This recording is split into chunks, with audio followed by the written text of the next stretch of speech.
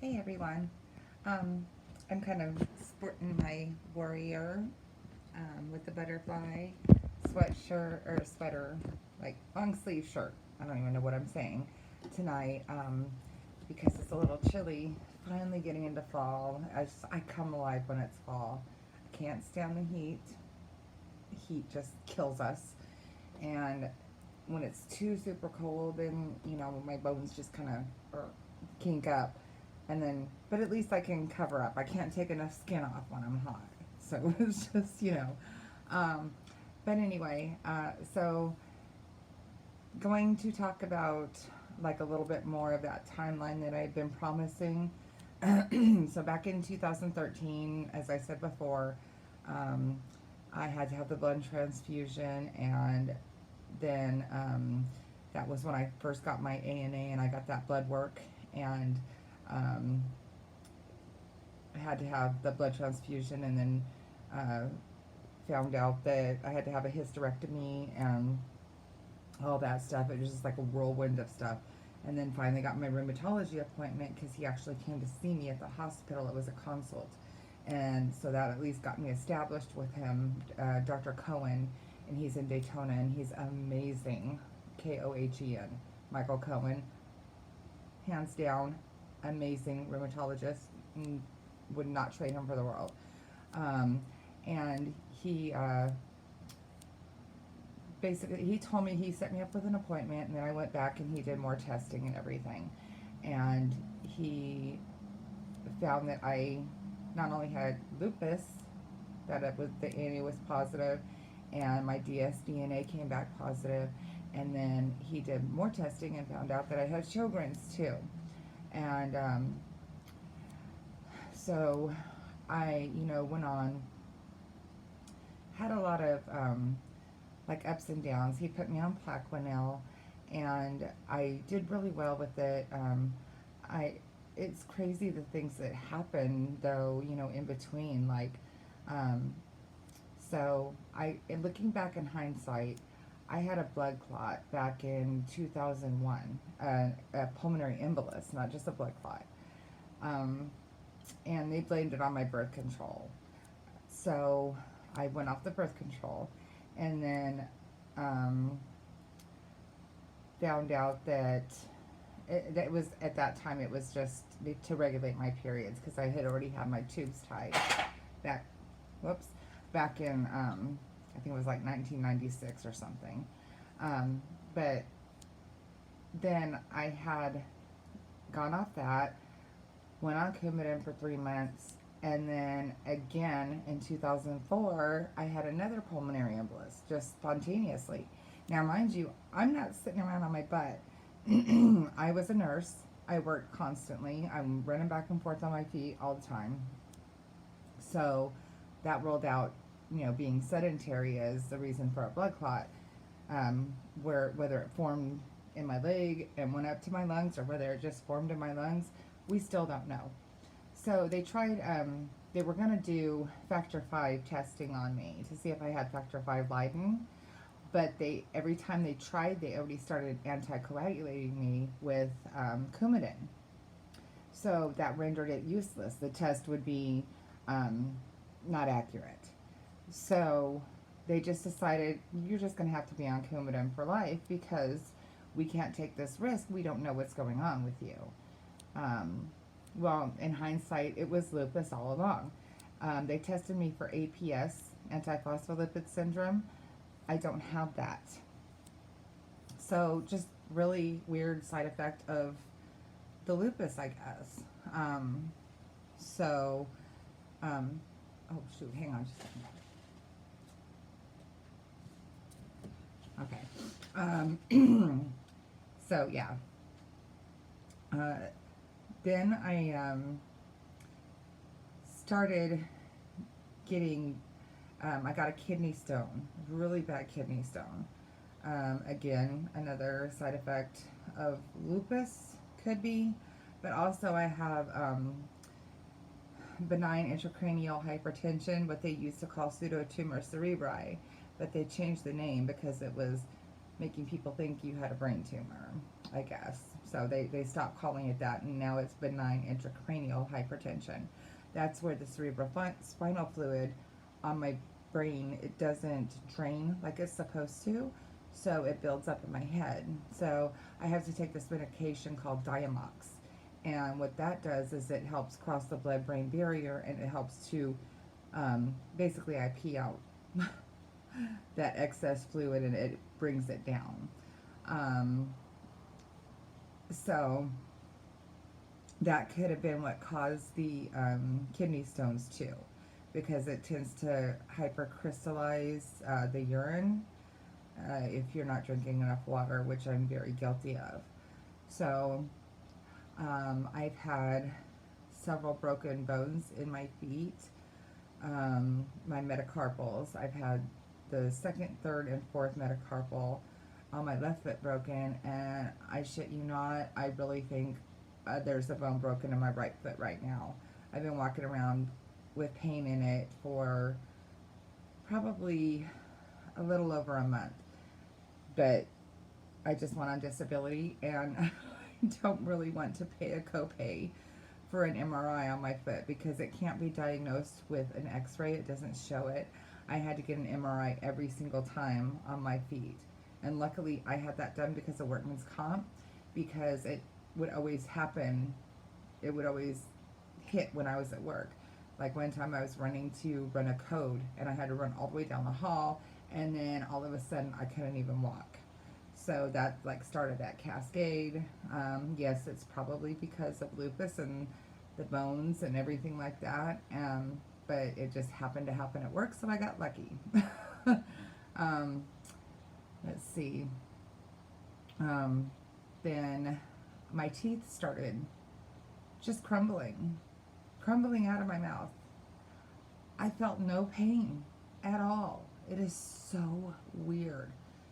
Come to find out, that was because of the Sjogren's and the dry mouth. I have a partial, I have no teeth. I have one tooth back here, no teeth on the bottom back here, and no teeth back here except for the one tooth in the very back. I currently have this one right here is a tooth that the partial is connected to. That has a break in it. I have no teeth up here, back here, and there are like little nubs of like little sharp pieces of tooth because they've crumbled, and I have not been able to go back and get those dug out of my mouth because that's what they have to do. I don't think that's a fun day. So that's all because of the Sjogren's. Now, I found a medication called pilocarpine, also known as Salogen, and that produces saliva in your mouth. And it will make you literally, I take it at night, I take all my meds at night, but it'll make you drool, and I drool all over my pillow all night long, but I make saliva, and it keeps my mouth from drying out. Unfortunately, I found it too late. So if you guys have that issue, or if you've even had one tooth break on you and you have Sjogren's, or if you've had it and you have not been tested for it, get tested for Sjogren's. Make sure they check that. And then please ask for pilocarpine or Salogen because that will really help you.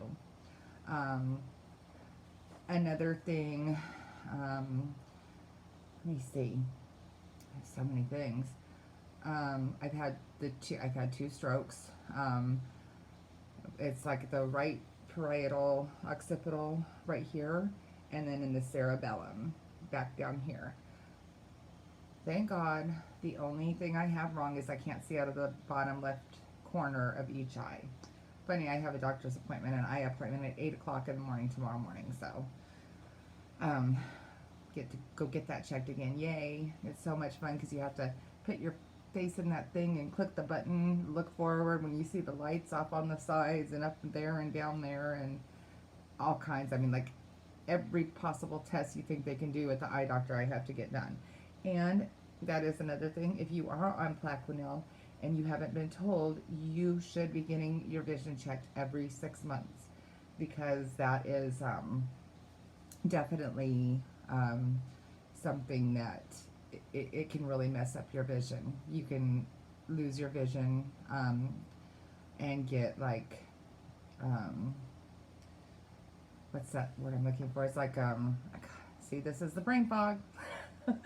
um, it's like where your vision narrows, like you can only see out of like the middle part of your eye, and everything else around you kind of blocks out, which is what I thought was happening when this started.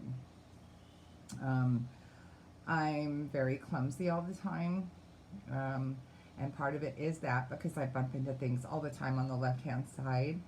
Um, and recently, my fingers and my hands has started really, like my fine motor. I can't do a lot of stuff like opening, those little like things, the creamers that you get, like the coffee creamers, and they have those stupid pullback tabs, or on like, anything like mustard jars, or mustard containers, or where you have to peel off that little thing and they never have the dang edge on it that you can grab. And even when they do, it's hard. Opening the cans, the pop top cans, like for olives and stuff like that, is getting really hard. Even opening soda cans sometimes.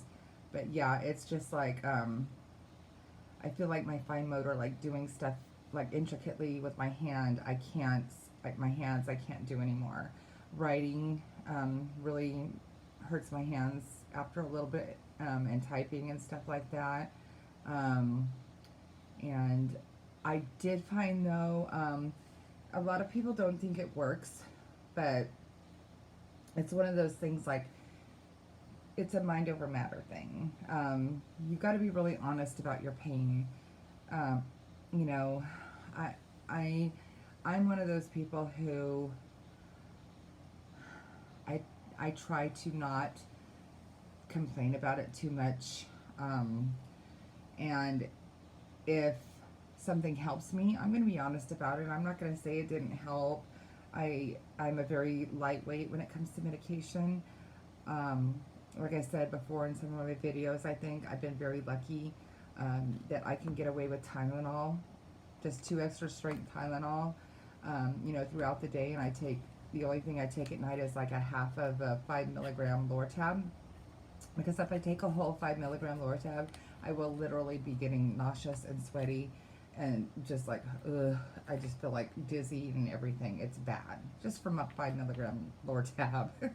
That is so sad. But at the same time, it's good because I know that if I should need to go up on my pain medicine, that I do have a lot that I can go up on. I'm very low on that, what I need to take.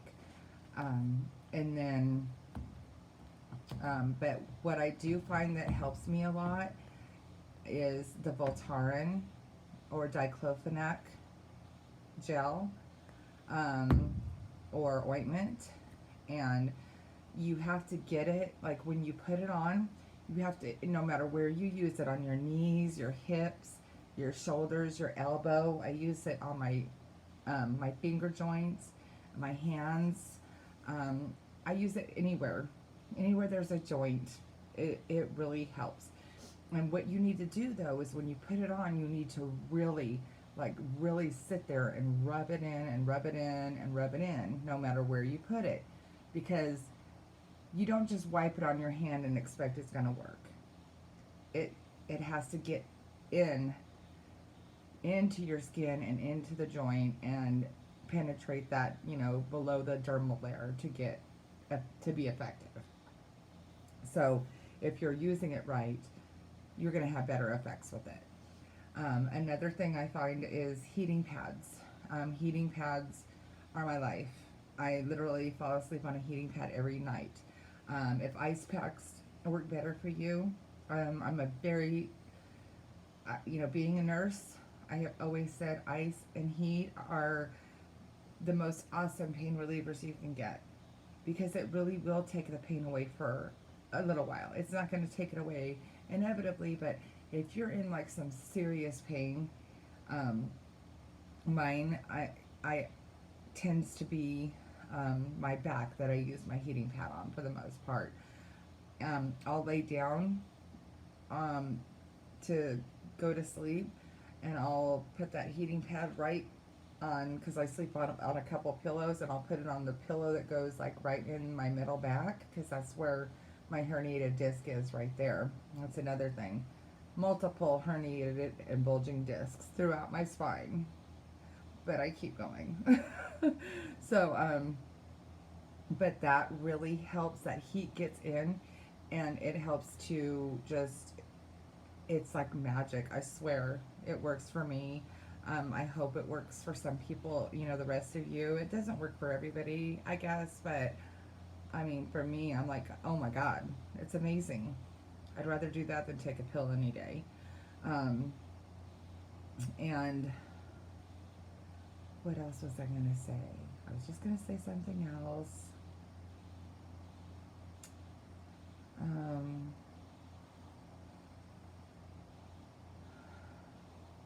just escaped me. But sorry, that's my little foot massager thing. It's actually my friend Amy's. She was letting me use it. It's like one of those things that has like the little wheels on it, and you just gently rub your feet on it, and has like the little acupuncture things on the sides. That's another thing that helps.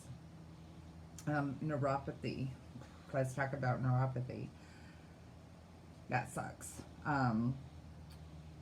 It's like I'm, as a nurse, I've dealt with people with neuropathy for 22 years.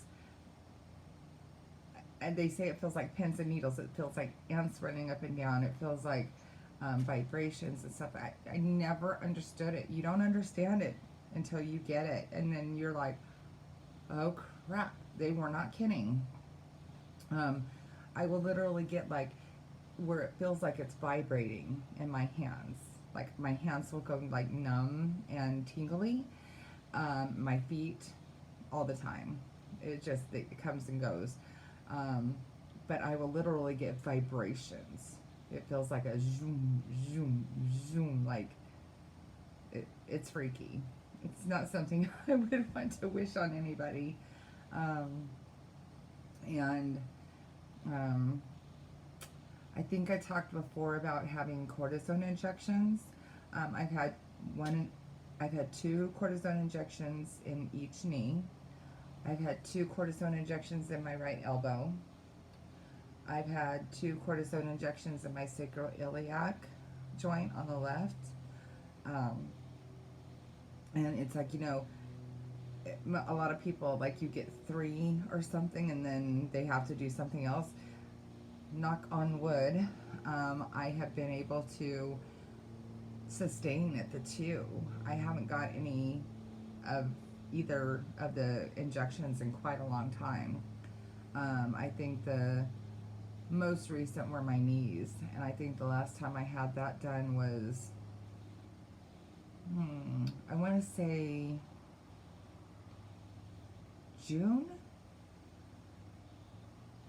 Either January or June, one of those, but it was like where I would go to sit down and it literally like felt like somebody was ripping my knees apart. Then I would stand up, same thing, and I'm like, okay, this is not cool. So I went and had MRIs on my knees and found out that I had like Baker's cyst behind my knees. I had joint effusions. I had, my cartilage is all messed up, chondromalacia. I'm like, I didn't even know all this stuff was happening in my knees. I just know one day I woke up and I couldn't move without dying. But yeah, I mean, we go through a lot. And like I said, I'm very fortunate. I'm very fortunate to not have a lot of organ involvement. And I feel so terrible. I really do. For all our sisters and brothers who have to go through that, because it's not fair. It really is not fair. Dialysis, kidney transplants, heart failure, ports, lung problems, and I really pray that we can find something. I mean, even if it doesn't cure it, something that truly, truly, truly prevents the organ damage. Because I've seen a lot of patients who do have it, and then I feel guilty because I'm over here complaining about my joints, you know, and my strokes. I mean, they're all just as bad. Mine is more central nervous system and joint related.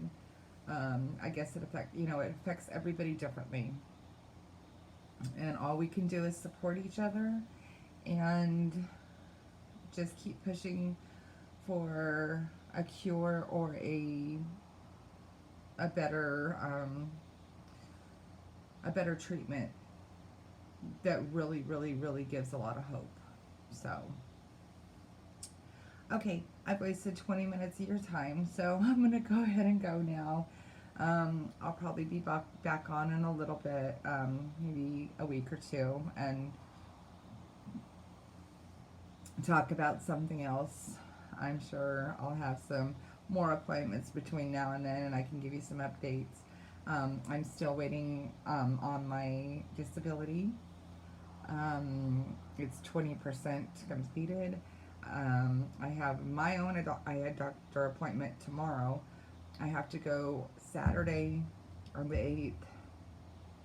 My Salingen's kicking in. I took it, and now, see, I'm just like having to keep swallowing because I got the spit coming now.